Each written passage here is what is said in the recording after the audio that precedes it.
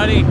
I am now on the ferry headed to New York City. I've been at Sandy Hook, New Jersey for the last couple days, and finally just boarded this ferry. It's about an hour-long ride, probably just long enough for me to get seasick.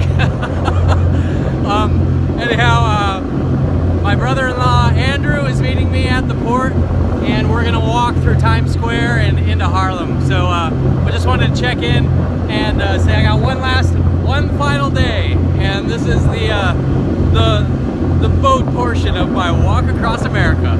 So thanks a lot for following along, and more to come. We got 24 more hours of this. All right, I'll see you later.